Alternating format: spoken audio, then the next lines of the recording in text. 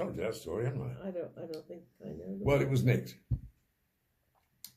prior to the World Cup taking place. It was stolen on my ground, not my ground. I was only a DC. Yeah.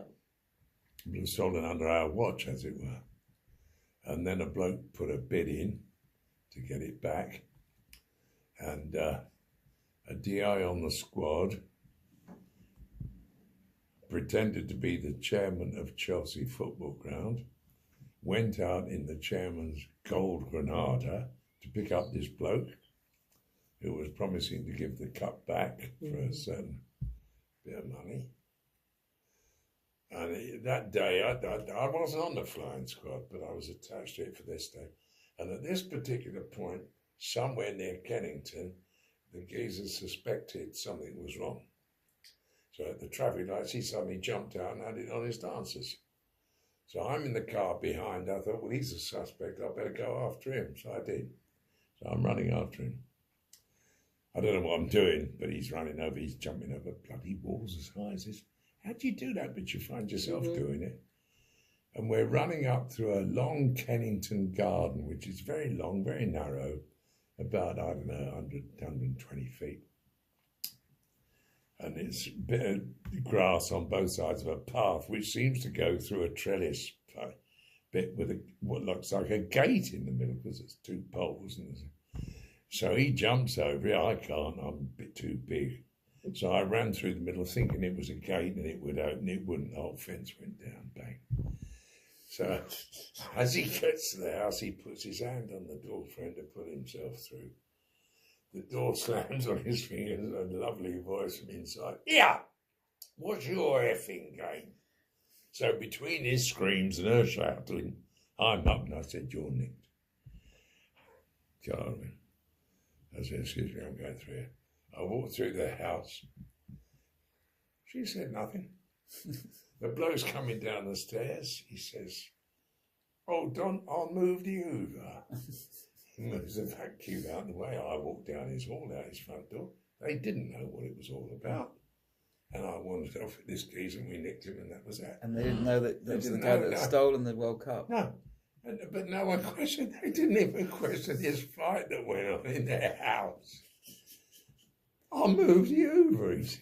That's the scene from a British comedy. Absolutely, you wouldn't believe it. You wouldn't believe it. No. Yeah. So this would have been well embarrassing if the World Cup couldn't be presented.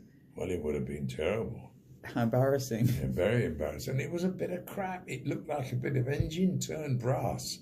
It was a rubbish. The Jules. Did you ever have it? Did you ever have it in your hand? Yeah, of course I did. It's more about the Jules prestige Rimet than- trophy. I looked at it. I thought, and this is what it's all about. Yeah. The FA Cup's like a big silver thing. This is a bit of brass Yeah. on a bit of imitation marble. Load of rubbish. But of course it wasn't. It was gold and it wasn't. Anyway, there were. Wow. So the story went out that the dog found it. Well, the dog probably did, because I didn't. Oh, at you that didn't time. find the... Not that day, You just nicked the guy... No. You nicked the guy that stole it. Yeah, Or well, was- I or was think the the guy handler. who said he The handler. got it. Yeah. And so how did the dog find it? He smelled it? He sniffed it No, out? he found it under a hedge, allegedly. Oh, because the guy... It was all the setup, the whole bloody thing. I don't believe any of it anymore. Oh, dear. Yeah, what's your bloody game? I just love that. That's a good bit of civilian help there. Kramer is getting his I fingers loved in. it. I could see it now. His hand went up and it slammed on his hand. And said, yeah, what's your big guy? And he was in. He wasn't playing piano that night. No. And as we walked through the house, her husband's coming downstairs, putting his braces up, and all he says is, hold on, I'll move you. And we walk out of his house and didn't say a bloody word. Classic. Unbelievable. A scene from a film, comedy. Yeah, you wouldn't believe comedy it. British police No, film. that's right. That's right. I always thought you needed you needed to have a film made about your dad or a series. Sort of the playing jazz gigs and detective. In London. Yeah. Yeah, that's such a catharsis. The whole jazz thing. It's like all that happens, and then the next scene, you're in some little club Yeah. in London playing the saxophone, and you're I like, never got to that because before I finished being an aide and became I couldn't do it after that. But I used to, what's the name of the turning? Between the Broadway and Hartfield Road, Hartfield Crescent or something, was a music Wimbledon. shop there. Yeah, in Wimbledon. And, I've forgotten their names, doesn't matter.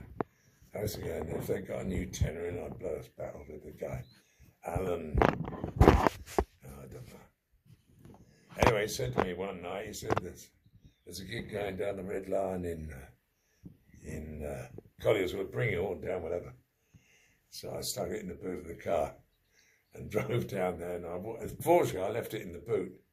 Walked in, and he said, "Hi, I've got your horn." I said, "No, I can't get away." Half of Johnny Dankler's band was there. Half of Ted Heath's band were there blowing a storm, and they want me to blow with them?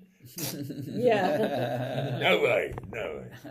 Well, you never know. Sometimes people rise to the occasion. No, They I have would the not have risen opportunity. to that. I would not have risen to that. That thing wasn't capable of doing anything like that. Ah, dear. Happy days, though. Bloody great.